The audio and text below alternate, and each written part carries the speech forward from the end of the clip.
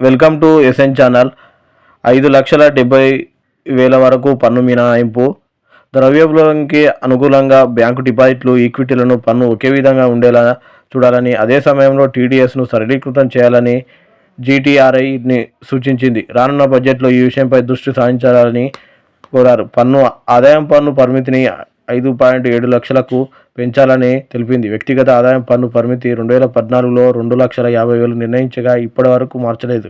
ద్రవ్యోల్బణాన్ని పరిగణలోకి తీసుకుంటే 2014లోని 2,50,000 ఇప్పుడు 1,40,000తో సమానమని, ఈ నేపథ్యంలో 5.7 వార్షిక సగటు ద్రవ్యోల్బణ రేటుకు సర్దుబాటు చేస్తే పాత పన్ను విధానంలో కనీసం 5.7 lakhs వరకు పన్ను విధించకూడదని తెలిపారు. 2014 పన్ను ప్రమాణ స్థాయిలో 2025లో అందుకునేందుకు ఈ సర్దుబాటు అవసరమని సూచించింది. పొదుపు ఖాతాలపై వచ్చే వడ్డీ మినహాయింపు పరిమితి 19,450కి పెంచాలి. జీవిత ప్రీమియం, ఈపీఎస్ తదితరుల 1,50,000 వరకు పన్ను మినహాయింపు ఉంది.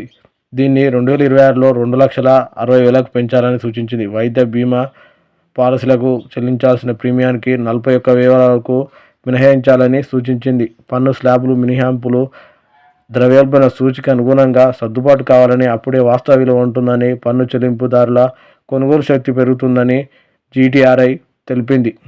1961 తీసుకువచ్చినప్పుడు వేతనాలు, సెక్యూరిటీలపై వడ్డీ, డివిడెండ్లు, కాంట్రాక్టులకు చెల్లించిన మొత్తాలపై టీడీఎస్ ఉండేదని, ఇప్పుడు దాదాపు 40 విభాగాలకు ఇది విస్తరించిందని పేర్కొంది. టీడీఎస్ను సరళీకృతం చేయాలని, కొన్ని వర్గాల టీడీఎస్ నుంచి మినహాయింపు కల్పించాలని కోరింది.